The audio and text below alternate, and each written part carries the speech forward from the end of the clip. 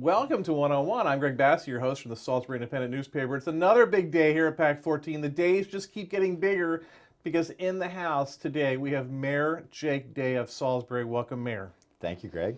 Now, this is a silly way to start, but you have a new website, and I love it. It's not too silly because websites are actually an important part of communication with the public now.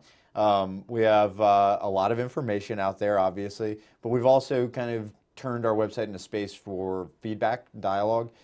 We're featuring a section at the top called Citizen Services, and one of the sections up there is, PIA request. One is, online submission of ideas directly to me. So that's just a straight way to email me a message and say, hey, I want to know, why we're not doing this or that, or I think we should do this in Salisbury, rather than having to search for contact information. It's just an easier way for people. Right up there, we've got opportunity for people to submit claims, liability insurance claims against the city if they've, stubbed their toe, tripped, fallen, hit a pothole, accidents, those things happen. But we want to kind of push that information that people are searching for frequently right to the front. And I don't want to spoil, what's coming, but we're working on a lot of our communication fronts to improve that accessibility of the basic processes of government that people need on a daily basis, to get those out and more accessible to people, whether it's a phone system, whether it's our website. And it's all about user friendliness. Whether you're accessing it from a mobile phone or a computer, we want to make it easier for people. And one of the things that we did as part of that process was we actually just changed the domain names. We had out there ci.salisbury.md.us, citylivingsalisbury.com, salisburypd.com, salisburyfd.com. All those things are merging. Downtownsalisbury.org, downtownsby.com, they're merging into a different website, the downtown website. But, all that stuff should be more readily accessible to people. And I think we had a responsibility to clean it up. Our website was pretty dated. Well, as a reporter, I use it all the time, and I'd learned, over the years where to go to look for things. Sure. But I used it yesterday, and I was able to find stuff immediately without having to poke around and play detective. It was really cool. I'm really glad to hear that. Yeah. So we haven't had any complaints yet, but I'm waiting for them. Right. Not that that'll be a bad thing, because we want to learn. And the cool thing about this is, with our old website, there was one person, our director of IT, or now director of information services, Bill Garrett. He was the only person really who could manage the internals of the website. Now we've trained up a key person and a secondary person in every single department and in every single division of the large departments to be able to go in the back of house, update information, add content. It shouldn't be our director of information technology or information services job to update content. The city clerk should be posting the city council meeting minutes and audio and agendas. The business development specialist should be updating the documents for incentives. The fire department should be updating calls for service for the fire department. That's not, Bill Garrett's job. That's because all the users are going to go to different areas that they care about. Exactly. So they've got limited access. They'll be able to adapt their piece. And then some people are trained on the entire website, like Chris Damone, our public information officer, and Bill, of course, and his team at Information Services. Now, two big buttons right on the opening page: Folk Festival and the Marathon. You got it. Yeah, this website gives us an opportunity to feature some things in ways that we haven't before, which if you look at other cities and counties and state governments around the country, that's normal. They all feature things that are happening or getting ready to happen. So those two things are two things that we feature. Obviously, we're excited about our marathon, this Boston qualifier that is going to be our first marathon. Now, when is this? This is April 18th, I think, 2018. April 2018. So it's coming in. What is that? 7 months from now? 6.5 months from now. We're really excited about it. It's ambitious. It's going to be a big event. It's going to be a big event, a big logistical event, and also I think just a good tourism event for drawing people into the community and here onto the Lower Shore and in Wicomico County. So we're excited about that from an economic development standpoint. We're also excited about it from just a community pride standpoint. I think it's one of the signature events that we were missing in this community. And then the National Folk Festival, I wouldn't say is a signature event we were missing in this community, but it's certainly the big jewel in our crown as not just Salisbury, but the Eastern Shore, the whole Delmarva Peninsula. This will be the largest event on the peninsula, and we're excited to draw in a big crowd to celebrate together. Now, early in this thing, as it was developing, you seemed to take an attitude of, well, yeah, we're gonna give this thing a try, and, you know. But now, as you've learned more, you're much more assertive about this is going to be great. Well, we knew it was going to be great all along, but I'll tell you, going back to 2013, when Laura Bottinelli, the director of the Ward Museum, asked me to meet with her in her office, and I was a candidate for city council. And I don't know if she just, felt confident I was going to win, or if she met with every council candidate and told them this. She said, "We have to do this. We have to apply to be the host city for the National Folk Festival for the 2015 to 17 at the time." She was like, "We need to apply. This is a great thing. This would be transformative for not only our economy, but our community psyche, and really everything about Salisbury will change as a result of this, as every community who's hosted this before says." And I said, "Wow, that's really big. I think we got some basic building blocks to work on." And I didn't disagree with her, but I moved on, focused on other things. 3 years later, fast forward, I'd been elected mayor, or was about to be, and she pulled me into her office again and said, "Yeah, you're not saying no to me this time. We're doing this." And so we put together a team. We applied, and it's been a real joy to see what this thing is in person in Greensboro, going down there and experiencing this thing, and then to learn more about it. Because I was just like everybody else at first. I thought, okay, banjos and whatever, that'll be fun, that'll be nice for like Woodstock and Joni Mitchell. Right, exactly. Yeah. Woodstock and Joni Mitchell. Hey, the fact that there will be 100, 150, 200,000 people that are going to come to this thing over the years, and then permanently we're going to have a big festival like that draws people in. Great, fine.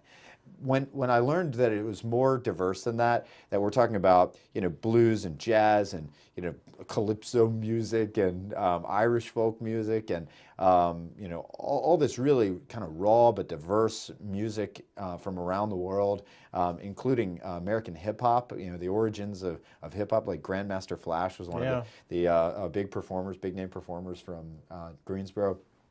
When I learned all of that, I guess what I saw in this festival is, wait, this is for us. This is more than just about let's bring in a bunch of money.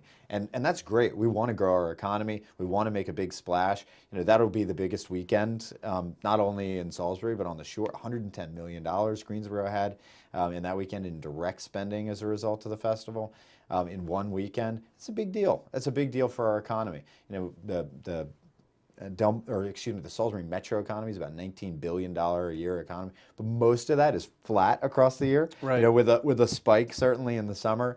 We don't have major weekends like this at this scale, so this will be good in that sense. But when I realized that really 85% of attendees typically come from within 100 miles. So this is going to be about Baltimore, about Washington and Philadelphia, about the Delmarva Peninsula and Norfolk, and to a lesser extent about New York City and New Jersey and those places. But this is really for us, and that's really exciting to me. And the fact that Maryland artists get featured, that only Maryland artists get to be in the craft area and sell their crafts and their goods, that's really exciting to me. And I think we've got some really exciting things to come with this festival. You seem to make the most out of Salisbury's diversity, because it is a diverse town. It's becoming more diverse. Mm-hmm. And this is a diverse event. And as a closed-minded Eastern Shore guy, I was never going to eat sushi and all that Cajun stuff. Forget about that. But I love sushi. I love Dan's Zydeco. You just have to be exposed, a gyros, a gyro. I'm never eating one of those things. I can't, I live on them. You need all the different cultures. You need to be exposed to that. And a folk festival is a perfect way to do that. Yes. As a guy who gets made fun of for the fact that I like Natty Boh and right. and I'll put Old Bay on my right. Natty, I get it. I love our culture. I love the Eastern Shore. This is my home. It's going to be my home. This is. I'm of this place. You're of this place. You want those things to be in your life always, and that's what's comfortable for you.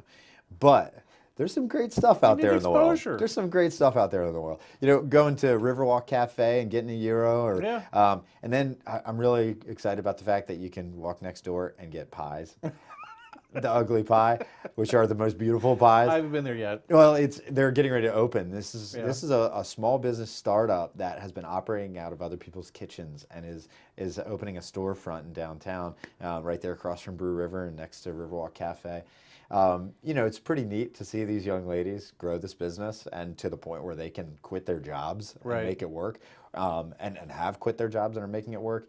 It's pretty cool to see the third bakery in downtown Salisbury, but I'm also really excited about the fact that I can go get sweets anytime I want instead of having to wait for a special event, because I have a bit of a sweet tooth.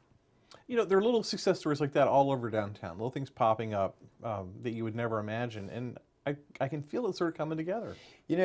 So when I ran for office, some of the people that I trusted most when I ran for city council said to me, you're going to do great. This is going to be fine. Talk about this. We're going to run you through school on some of the old issues, and we're talking like the bricks and these old fights that I really didn't care about. I listened and I tried to learn. The bricks enough. being the low-income thing over on Isabella Street. Exactly. Yes. Which, by the way, the city just sold. Yes. City just sold. So after all these years of, it's sitting there, and what are we going to do? And someone's going to take the risk and we found a develop it. buyer. That's right. And they are under very, very strict terms. But somebody's taking that risk, and that's what we need. We need the private sector to take on a lot of that risk. We need to return properties to the tax rolls. That's what we've done with all these developments downtown, and I'll talk in a minute about kind of the status of some of those. But really critically, somebody said to me, or a couple people said to me, just don't talk about downtown. Obviously, I didn't heed that advice, but their point was not that it's not important or you shouldn't. It's that it would be politically dangerous to, because it's a loser. Because we've all tried, right? Yeah. It failed. It's not going to work. Well, frankly, I love when people tell me things like that, because I'm going to run hard at it and I'm going to make it work. And I'm not in this alone. A lot of people wanted to see that, and a lot of people have invested their hard-earned dollars in it. And we're kind of meeting them in the middle now by putting money into Main Street, by putting money into the Riverwalk. So by the end of November, you're going to see the $400,000 in landscaping invested in the Riverwalk this planting season, plus in the spring, all of the improvements to lighting and benches and wayfinding signage. The flotation device rings, all of that stuff will be installed this spring. So we're kind of meeting them in the middle. But the real success story is the private sector. So the Vernon Powell building this week being finally acquired by a developer is really exciting, because that was our last large building, unredeveloped building. There are a couple little ones. 228, I think, Main, Parker Place building, Pat Hannon's building. Yeah. There are a couple little Pat buildings. Hannon's building there on Division Street. It's a great little building. Beautiful, Yeah. beautiful. I'd love to see it, be something. But that's up to Pat, and Pat's going to do what he's going to do. By the way, I don't know if you caught his remarks at City Council the other night. It was really incredible. He had some incredible history on the city in terms of racial. He knows it all. History and race relations. So really a beautiful speech he gave the other night. That being said, all of that's really exciting, because you're seeing these little, mom and pop stores, one-off small businesses come together. We're not having big chains downtown. We don't ever want that. That's not the goal. You want to build a local economy there that is good for the local and keeping those dollars local. We're about to see our first grocery store, a market, a small local market that's going to have fresh meats and cheeses. This is going to be right on Main Street. Right on Main Street, yeah. Which the part that's closed right now, but yeah. Yes, and I'm sure you want me to talk about that. Well, if you want. It's interesting. It's fascinating to me to see it like that. Yeah. You want me to talk about that right now? Sure. I'm happy to. So, well, one of the concerns is, can you get all this stuff cleaned up in time for the Folk Festival? Yeah, that's one of the commitments that we've made. That project will be done. It has to be done by June 30th. Folk Festival's in September, but it's more likely to be done more March, April. It's likely to be done way before that. But you can see they're progressing toward Division Street, where the underground work will end. Right. On Monday, the second crew starts on the surface, so they'll start to redo all the sidewalks. They've built the curbs, but they'll do the underground connections to the building Right. under the sidewalks. They'll also be laying the fiber, the 1 gigabit fiber, and stubbing it into the building. And then lastly, they will be doing the actual surface treatment. So, the pavers, the sidewalks, and then later the pavers, walkways in the street, the pedestrian crosswalks, the final pave, all of that will be coming through starting on Monday. So they'll be following behind, the second crew will be following behind that first crew, which is getting ready to shift out of the intersection and into the last block. For the underground. And that underground work is the really time-consuming, expensive work. That's why this is a multi-million-dollar project. If you were just doing a streetscaping project, this would be, Right. a multi-$100,000 project. But this is a rebuilding of all of our old pipes and all the, which by the way, someone said they got down there. There were some wooden sewer pipes down there. wooden pipes. We found wooden pipes. We're gonna. I wish I had one here, but Did someone take a picture? Because we've got them. They're in my office. I would love to see this. We've got these wooden pipes, which is just stunning. That It's funny, we were thinking the we same use thing. wooden pipes. It's kind of unbelievable. But yeah, we used wooden pipes at one point in our history. They still smell like poop, or No, they smell like creosote. So. well, there were gas stations all through there. Well, let's all pray that they weren't freshwater pipes. Yeah, they smell like a telephone pole. They smell like creosote. Interesting. Yeah, it's very very odd, and I'm not sure I understand why it would have ever been used, but maybe it predated the terracotta. Maybe it was just a temporary fix, but yeah, they're wooden pipes. Yeah, that's my favorite part of downtown, because I remember when Herman Purdue renovated where Purdue Rain and Davis is, that building, and how cool it was at the time. Like Architectural Digest came in and did a story about it. It was that interesting in the 70s. Nice. So I just would love to. One of my first jobs was at Gordy's Drugstore. Is that right? So that little area has always meant a lot to me. So in that area, one of the interesting things happening, we mentioned the grocer, the small market getting ready to open. Obviously, Mojo's is right there. The new Purdue Training Center is there. I was just there last week. Boy, is that nice. It's gorgeous. Yeah. It's gorgeous. And I participated in a conference, a webinar with Mike Dunn and Chris Purdue and Bill Chambers the other day for a federal grant we're pursuing as a community. And it's amazing. The technology in there is amazing. Yeah. Just amazing. But just also getting those brainy people out of the corporate in Parsonsburg into downtown. Yes. And circulating downtown, it really helps the downtown. That's right. And to get them into Mojo's and to get them into the store that's coming, and to get them into Dryden Dress Shop if any of them are looking for a prom dress or wedding dress. Right. But all of that's really critical. Just down the street from that, in the block where Purdue Rain and White is, I don't want to spoil it for the people working on it, but there's a lot of renovations going on above Sperry Van Ness. Yes. So there's something very exciting coming there. There's this is a place for entrepreneurs that's coming, and I'll let them talk about it. There might be an office opportunity up there for me to look at. Absolutely. They're gonna have like so an you're already aware. Yeah, they're gonna have like an You're open already space where you just go and you rent a desk. Co-working space, Yeah. exactly. Which when you think about the cycle of we want to reduce the brain drain, keep the SU grads here, keep young people here, talented people who want to start a business, these winners of all these business plan competitions, let's get them into the entrepreneurial center at the Gallery building, Salisbury University's building. But when they've outgrown that, and when it's time to have a little independence and spread their wings, maybe they're not ready to sign a big long lease in downtown, where the real estate is very expensive now. Let's move them into a co-working space. Rent a desk, rent an office for a while, and then when you're ready, when you're stable, okay. And that's right. I've got a little closet office because it's cheap, but I have no human contact.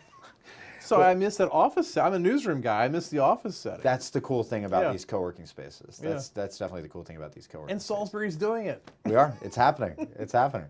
And then the last thing I wanted to share about downtown is the parking lots. Returning these to the tax rolls, getting private developers in, and not sitting on these surface lots any longer.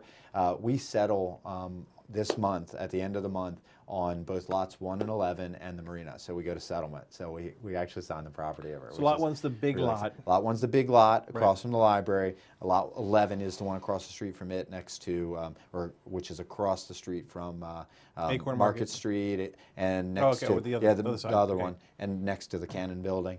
and then the marina is the marina. And we're excited to see those things settle, and which enables them to roll forward. They were in Planning Commission last week on Lot 1 and 11, and it also enables a donation of a piece of property by the marina to the city, where we're going to start construction on our pump station, the Fitzwater Street pump station. Right. And you're going to outsource that marina part of it. Yes. So they're going to manage the marina. That is being leased to them. We retain ownership of all of that public infrastructure, as well as the new boathouse that they're building, but they will own their building with the apartments and the restaurants on the ground floor, or retail on the ground floor. Another silly thing, the stand-up paddleboarding went really well this summer. We had a lot of fun. So we had a lot. I used it. You can still go online and schedule stand-up paddleboarding rides with them. We finally got a portion of our boat launch in, the canoes, kayaks, Right. paddleboards, and then Brian Meyer, who is a Salisbury native, a Parkside High graduate. We were just talking yesterday about the lease he's signed in the boathouse. So he's going to be, Capital Stand-Up Paddleboarding will be in the boathouse of the new facility. So we'd love for that to be open for him next summer, so he doesn't have to operate kind of by pulling his truck up with paddleboards. But what we really want to see is him in his building. And now that we're rolling forward, maybe we'll be able to get that open on the near side of the summer.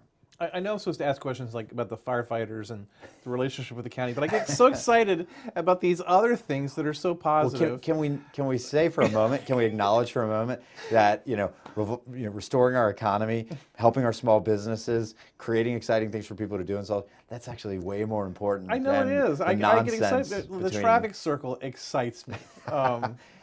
Talk about the traffic circle. Yeah, sure. Is it going to solve all our problems? No, no, it's not. Nor is that its intent. There is no way to make that intersection perfect, Right. Unless we were to shut it down and say everybody get on 13. Right. Don't stop using those intersections. Mill Street, Carroll Street, Riverside, Camden. Those are major roads to be merging into one spot. The intent on the traffic circle is to make it slightly better most of the time, and to make it a little bit better, if possible, during rush hour. There's still going to be backups, things like that. But State Highway's been so good to us. The administrator of State Highway, Greg Slater, is a really good friend of mine. He was one of my classmates in Leadership Maryland, 2015. And we became, we're bus buddies. You have bus buddies in Leadership Maryland? Sure, yeah. Yeah. So we're Because you're riding around looking at you're stuff. riding around looking at Yeah. stuff around the state. So we became really close, and he travels down here a couple times a month to go to Ocean City with his family, and so we get to see each other and talk. State Highway has been so good to us on so many fronts. We're so appreciative of their partnership. And one of the things that we've learned from them here is that there's things that they can do at the Main and Mill intersection, which they control. You'd think that's City Street, but from the Main and Mill intersection to the other side of the drawbridge is a state highway. Right. It's like Route 991. Right. And the intersection of Route 50 and Mill Street, of course, is state highway controlled, state highway facilities. So And they run the bridges. and they run the bridges, of course. Right. So they control those intersections. They're going to work with us on timing it such that there's relief provided during those rush hours to get people out of the circle and get people out of that intersection, so they're not sitting for long periods of time. Like today, they sit. You end up stuck in that intersection in the mornings. I come down Riverside Drive. School days especially. School days especially, you are just Yeah. stuck. Yeah, actually in the summer it's not that bad, but school days it's pretty bad. Even Fridays it's not bad. It's weird. It's like no one goes to school on Friday, I guess. I don't know what happens. I guess I used to It's have like to there's go no to school traffic on Friday. Fridays. This is the Do the weirdest kids thing. have 4-day weeks now? Not that I know of, but it's weird. So what's really cool about it though is it gives us that opportunity. It also creates an improved public space where it's really unattractive right now. So we're talking to all the property owners there, the developers of 500 Riverside, who I have a meeting with Monday. They're doing great work. These They're guys going to racing put the forward. restaurant in there on the big lot that's there where the old warehouse was. Yeah, they're planning 60,000 square feet of office and retail, and possibly some other things. So Very ambitious. it's very ambitious. It is. So we're trying to help them, support them. Imad, who has But the circle's Cactus impact on Store. that lot is very minor. Minor. Yeah. We actually own a very wide, like 30-foot wide strip right next to Right. that, and I don't think we ever even go onto their property for it. We just stay on city right away, city property. It'll impact some of the sidewalks around Riverside Market and the little office building there, but it won't impact their property significantly at all, other than raising the value of their property. Which, Right. Anytime you make an investment in front of a piece of property, you're going to cause that. But that's good for resale. That building's for sale. We'd love to see that site redeveloped eventually. That building. The city should buy that and tear it down and develop it somehow. See, you say that. I think a Everyone private will yell at you. developer should. I understand. think a private Yeah. developer should buy it, tear it down, and redevelop it Yeah. somehow. I don't think. Well, I know your fantasy is to move the coffee place there Where? to that area of the circle. Well, so I love where they are, but I'd also Backs love. up on Riverside is a problem. I'd love to slide it, a little bit, but Riverside Market, we want to see them thrive Right. too. We're wondering if there's a partnership there, maybe. I mean, there's just a ton of opportunity there to redevelop that site, make it an even better. This is where it must be hard to be you, because you look at this thing from big picture and you have ideas for all these business guys who might not be as thoughtful as you are. See, I think historically people have not had a partner necessarily in government who is willing to think big with them. But I talk to the owners of these properties, and they're like, "Yes, we get it. Let's go." And then it's who's going to lead? Oh, well, I want to lead. No, I want to be the Yeah. I want to be the owner. I want to be the developer. So you see a lot of people that are willing to. I've talked to so many restaurateurs, whether it's Ahmad, whether it's the Noor brothers, that they have big plans for new restaurants and new ventures in the heart of the city. And I don't know that they ever would have done that 5, 6 years ago, 10 years ago. So I feel like we're in a good place in, It's like the in bricks. building those relationships. You have to have a belief that your risk is going to be rewarded and backed up by the city. That's right. We've got to have their back. We've got to be there for the private sector. This is a big economy. When you look at a rural landscape, there's a lot going on here, and I think the city's got to be a partner to them in new ways, which is exactly why we look at the youth development issues in our community and say, well, we've never done that before, and a lot of small cities don't do anything like that. They just stay out of it and let the school board deal with those challenges and consequences. And it's not fair. If you want to see improvements, you better be at the table, and that's why we're at the table on some new things, whether it's downtown, whether it's youth development, you name it. Do you ever get tired? All the time. But you're never off. You're either in training when you're away. Well, that's what this is for. It's constant, caffeine. You're at every event there is. I'll see you in the paper. I'm like, he made time for that event. I saw on Facebook the other week you took your kids to Ocean City. I was like, how does he have time? Because you're at everything. Well, now Lily, our oldest, she says, and she's been to the beach a couple times, but she says beach constantly, and it's just like, okay, we gotta take her every weekend now. Yeah. Olivia doesn't care. She'd have just as much fun on the carpet in the living room. But the timing thing is certainly a challenge. I've had to learn to be dad in the same time frame that I've had to learn to be mayor. And there's not a manual for either, really. Yeah. People write books, but I'm not sure anybody's got the perfect answer to any of those things. And as a father, it's tough to manage work and life and family, and those are all challenges for all of us. And it's about balance.